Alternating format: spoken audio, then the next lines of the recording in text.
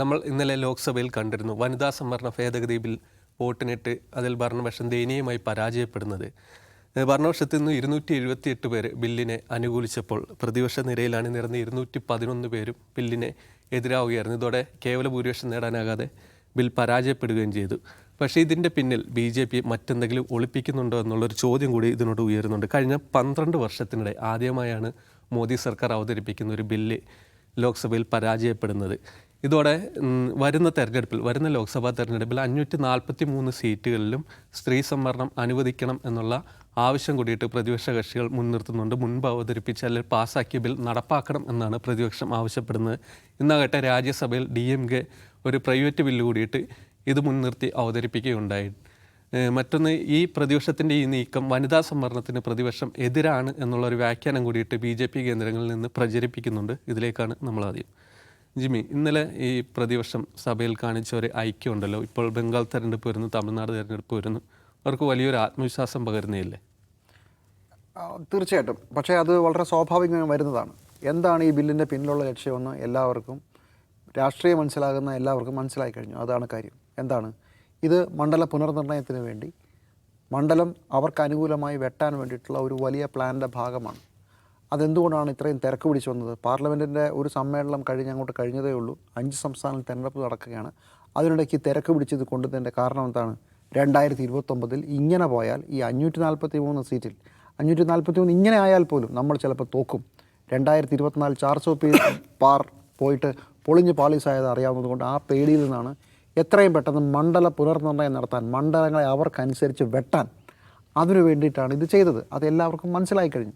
അതിനെ വനിതാ സംവരണത്തിൻ്റെ ഒരു ഒരു ഒരു ഒരു മേലാപ്പ് ചുറ്റിയിട്ടാണ് കൊണ്ടുവന്നത്. അത് പൊളിഞ്ഞു പോയി എന്നുള്ളത് വ്യക്തം.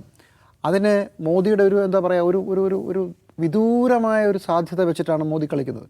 അത് പക്ഷേ നമ്മളെ അത്ഭുതപ്പെടുത്തി. പാർലമെൻറ്റിലെ എല്ലാ മര്യാദകളെയും കാറ്റിൽ പറത്തിക്കൊണ്ട് ഇന്ത്യയുടെ ഫെഡറൽ ഘടനയുടെ ഒരു സിസ്റ്റത്തെ അഫക്റ്റ് ചെയ്യുന്ന ദൂരവ്യാപക പ്രത്യാഘാതമുള്ള ഒരു സാധനം പോലും 10 വോട്ടിന് വേണ്ടി നമ്മളെടുത്ത് കാട്ടിക്കളയും എന്നുള്ളതിൻ്റെ ഏറ്റവും അവസാന തെളിവാണ്. BJPക്കാർക്ക് രാഷ്ട്രത്തോടും ജനാധിപത്യത്തോടും രാഷ്ട്ര സംവിധാനത്തോടും പുല്ല് വിലയാണെന്നറിയാം. പക്ഷേ ഇങ്ങനെ ഉണ്ടാകുമെന്നുള്ളത് നമ്മൾ പ്രതീക്ഷിച്ചില്ല.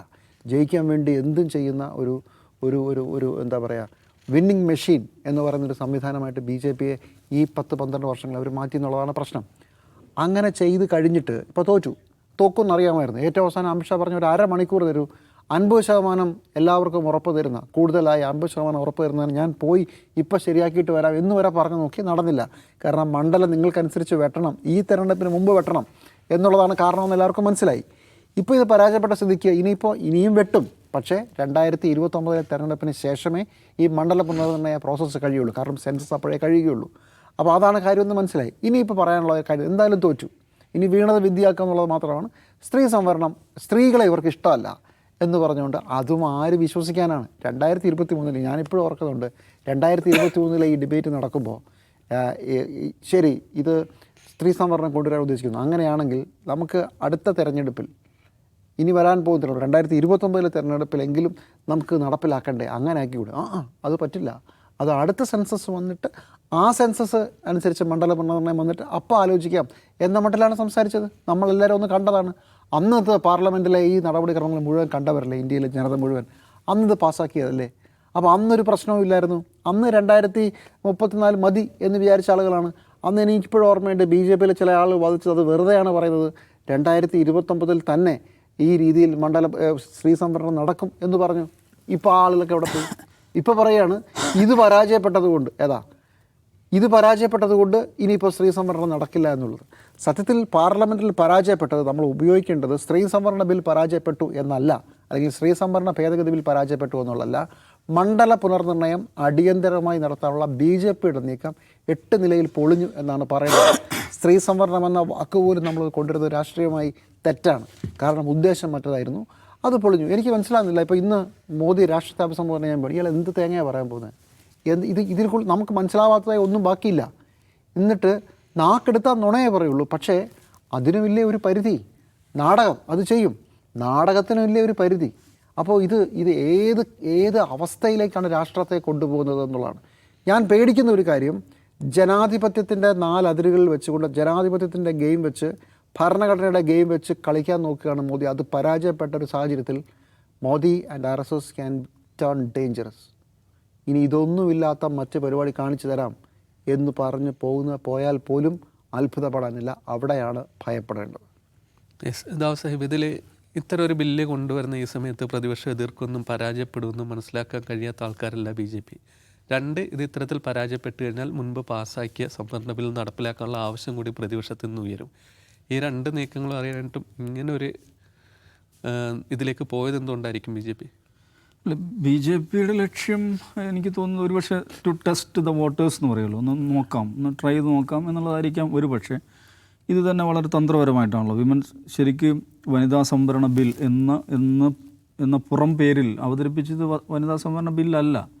ഈ പറയുന്ന ഡീലിമിറ്റേഷന് വേണ്ടിയിട്ടുള്ള ഒരർത്ഥത്തിലൊരു അവിഹിത നീക്കമാണ് നടത്തിയത്. അത് പരാജയപ്പെട്ടു. വനിതാ സംവരണം നടപ്പിലാക്കാനാണ് ഉദ്ദേശമെങ്കിൽ ഇതിൻ്റെ ഒന്നും ആവശ്യമില്ല. 2023 നിയമം തന്നെ നോക്കൂ, അതിനകത്ത് ഈ ഡീലിമിറ്റേഷൻ എന്നുള്ളത് ആ ഒരു ക്ലോസ് ഒഴിവാക്കിയാൽ മതി. നിലവിലുള്ള 543 അംഗ ലോക്സഭയിൽ വനിതാ സംവരണം നടപ്പിലാക്കാവുന്നതേ ഉള്ളൂ. അത് നടപ്പിലാക്കണമെന്ന ആത്മാർത്ഥത അവർക്കുണ്ടെങ്കിൽ. അപ്പോൾ ഇപ്പോൾ BJP ശ്രമിക്കുന്ന എന്തിനാണെന്ന് ചോദിച്ചാൽ, അവരുടെ ഡീലിമിറ്റേഷൻ പ്രോജക്റ്റ് അത് പരാജയപ്പെട്ടു. അപ്പോൾ കോൺഗ്രസും പ്രതിപക്ഷവും വനിതാ സംവരണത്തിനെതിരാണ് എന്നൊരു പ്രചാരണം രാജ്യവ്യാപകമായി നടത്താനാണ് ഉദ്ദേശിക്കുന്നത്. ഇപ്പോൾ നമ്മൾ വരുമ്പോൾ ഡൽഹിയിൽ രാഹുൽ ഗാന്ധിയുടെ വസതിയിലേക്ക് മഹിളാ മോർച്ചയുടെ മാർച്ച് നടന്നുകൊണ്ടിരിക്കുകയാണ്. ഇങ്ങനെ ഇത് പരാജയപ്പെടുത്തിയെന്ന് പറഞ്ഞുകൊണ്ട്. എനിക്ക് തോന്നുന്നു രാഷ്ട്രത്തെ അഭിസംബോധന ചെയ്യുന്ന ഒരുപക്ഷെ ഇത് പറയാനായിരിക്കും, അല്ല ചിലപ്പം വേറെ നോട്ട് നിരോധിക്കാൻ പോകണോ എന്താ അറിയില്ല. എനിവേ, ഇതൊരു പൊളിറ്റിക്കൽ ക്യാമ്പയിനാക്കി എടുക്കാനാണ് BJP ഉദ്ദേശിക്കുന്നത്. പക്ഷേ കോൺഗ്രസിന് യഥാർത്ഥം ചെയ്യാവുന്നൊരു കാര്യം, ഇന്നലത്തെ രാഹുൽ ഗാന്ധിയുടെ പ്രഭാഷണം കൂടെ മുമ്പിൽ വെക്കുമ്പോൾ ഇതിനെ മറ്റൊരു നിലക്ക് ഇതിനേക്കാൾ മികച്ച ഒരു രാഷ്ട്രീയ ആയുധമാക്കാൻ കോൺഗ്രസ്സിന് സാധിക്കുന്ന സന്ദർഭമാണ്. കാരണം അവർക്ക് ആവശ്യം ഉന്നയിക്കാം, ഇപ്പോൾ തന്നെ നടപ്പിലാക്കൂ, നിലവിലുള്ള സഭയിൽ തന്നെ 543 അംഗ സഭയിൽ തന്നെ നിങ്ങൾ നടപ്പിലാക്കൂ. അതിനനുസരിച്ച് നിയമം ഒന്നോ രണ്ടോ വാക്കുകൾ മാറ്റിയാൽ മതി. ഇപ്പോൾ ഉള്ള ഡ്രാഫ്റ്റ് ബില്ലിൽ 1-2 വാക്കുകൾ മാറ്റിയാൽ മതി. ഈ ഡീലിമിറ്റേഷൻ എന്ന് പറയുന്ന ക്ലോസ് ഒഴിവാക്കുക, 2029 എന്നുള്ള ക്ലോസ് ഒഴിവാക്കുക, അങ്ങനെ നടത്താവുന്നതേ ഉള്ളൂ. അപ്പോൾ അതിന് ഭരണകൂടത്തെ വെല്ലുവിളിക്കാം.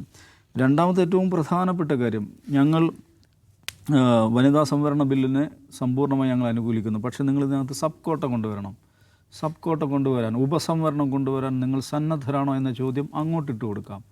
ഇതിനകത്ത് SC/ST സംവരണം ഓൾറെഡി ഉണ്ട്, OBC സംവരണം, ന്യൂനപക്ഷ സംവരണം. അപ്പോൾ അത്തരം സംവരണം ഇതിനകത്ത് കൊണ്ടുവരാൻ, വനിതാ സംവരണത്തിനകത്ത് കൊണ്ടുവരാൻ സന്നദ്ധമാണോ എന്ന ചോദ്യം ചോദിക്കട്ടെ കോൺഗ്രസ്. BJP ഉത്തരം വിട്ടു, സന്നദ്ധമല്ല എന്നവർക്ക് പറയാൻ പറ്റില്ല. സന്നദ്ധമല്ല എന്ന് പറഞ്ഞു കഴിഞ്ഞാൽ ഇന്ത്യയിൽ 80% വരുന്ന OBC ജനവിഭാഗത്തിനെതിരായിട്ടുള്ള ഒരു ഇതായിട്ട് മാറും. അപ്പോൾ ഈ OBC, ബഹുജൻ, ദലിത്, ന്യൂനപക്ഷ രാഷ്ട്രീയം സമർത്ഥമായി പ്രയോഗിക്കാൻ കിട്ടിയ കോൺഗ്രസ്സിന് ലഭിച്ച ഒരു അസുലഭ സന്ദർഭമാണിത്. അത് കോൺഗ്രസ് ആ നിലയ്ക്ക് വിനിയോഗിക്കുമോ എന്നാണ് നമ്മൾ കാണേണ്ടത്. യഥാർത്ഥത്തിൽ വനിതാ സംവരണത്തെ പരാജയപ്പെടുത്തിയവർ എന്ന പ്രചാരണം സൃഷ്ടിച്ച് കോൺഗ്രസ്സിനെതിരെ ഒരു വികാരം സൃഷ്ടിക്കാൻ, അത് ഏതെങ്കിലും നിലയ്ക്ക് വലിയ തോതിൽ വോട്ട് സമാഹരിക്കാൻ പറ്റുന്ന ഇതാണ്, ഒരു പബ്ലിക് ഒപ്പീനിയൻ ബിൽഡ് ചെയ്യാൻ പറ്റുമെന്ന് എനിക്ക് തോന്നുന്നില്ല. പക്ഷേ അതേസമയം ഇതിനൊരു OBC പൊളിറ്റിക്സുമായിട്ട് കണക്ട് ചെയ്യുമ്പോൾ ഈ രാഹുൽ ഗാന്ധി ഇപ്പോൾ മുന്നോട്ട് വെക്കുന്ന അദ്ദേഹത്തിൻ്റെ രാഷ്ട്രീയം, ഈ അടിസ്ഥാന വിഭാഗം ജനവിഭാഗങ്ങളുമായി ബന്ധപ്പെട്ട രാഷ്ട്രീയം, ആ രാഷ്ട്രീയത്തെ ഫേർദർ ചെയ്യാൻ അദ്ദേഹത്തിന് കിട്ടുന്നൊരു സന്ദർഭമാണത്. ആ നിലക്ക് രാഷ്ട്രീയമായി ഇതിനെ കോൺഗ്രസ് ഉപയോഗിക്കുമോ എന്നുള്ളതാണ് കാണേണ്ട ഒരു കാര്യം. മറ്റൊരു പ്രധാനപ്പെട്ട കാര്യം, ഇന്നലത്തെ സംഭവത്തോട് നടന്നിരിക്കുന്നത് നമ്മുടെ ഒരു ലെജിസ്ലേറ്റീവ് പ്രോസസ്സ് എത്രത്തോളം ഗുണമേന്മ കുറഞ്ഞതാണെന്ന് കാണിക്കുന്നൊരു സംഗതിയാണ്. 2 പ്രധാനപ്പെട്ട സംഗതികളാണ് വഴിയെ ഉപേക്ഷിക്കപ്പെട്ടിരിക്കുന്നത്. ഒന്ന് വനിതാ സംവരണം എന്ന് പറയുന്നത്, അതിനെ അനുകൂലിച്ചാലും എതിർത്താലും അതൊരു വളരെ പ്രധാനപ്പെട്ട ഒരു ലെജിസ്ലേറ്റീവ് പ്രോസസ്സാണല്ലോ. നോക്കൂ, 1996 മുതൽ നമ്മുടെ പാർലമെൻറ്റ് അത് സംബന്ധമായ വളരെ സജീവമായുള്ള ഡിബേറ്റ് ഉണ്ട്.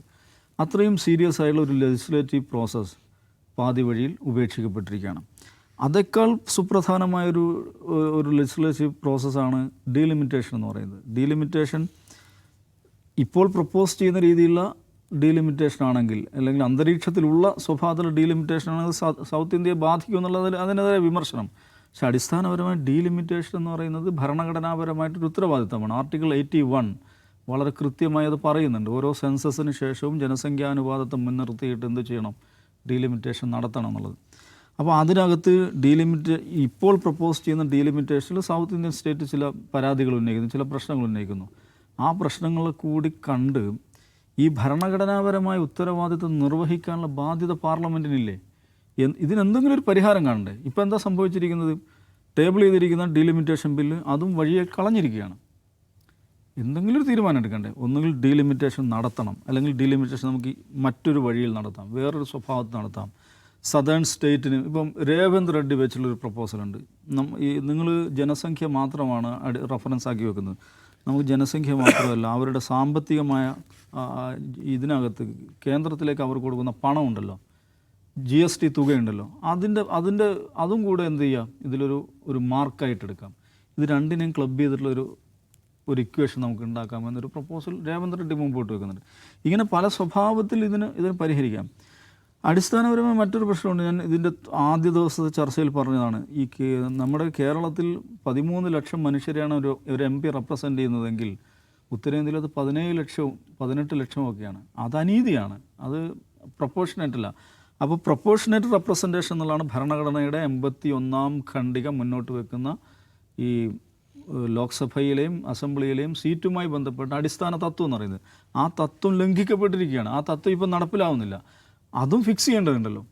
അപ്പോൾ അതെല്ലാം ഫിക്സ് ചെയ്യുന്ന തരത്തിലുള്ള ഏറ്റവും ശരിയായ ബാലൻസ്ഡായ എല്ലാ സ്റ്റേക്ക് ഹോൾഡേഴ്സിനെയും വിശ്വാസത്തിലെടുക്കുന്ന നിയമനിർമ്മാണം നടത്തുക, അതാണ് ഒരു ലെജിസ്ലേറ്റീവ് ബോഡിയുടെ ഏറ്റവും പ്രാഥമികമായ കടമ എന്ന് പറയുന്നത്. നിയമനിർമ്മാണ സഭയാണ് അടിസ്ഥാനപരമായി.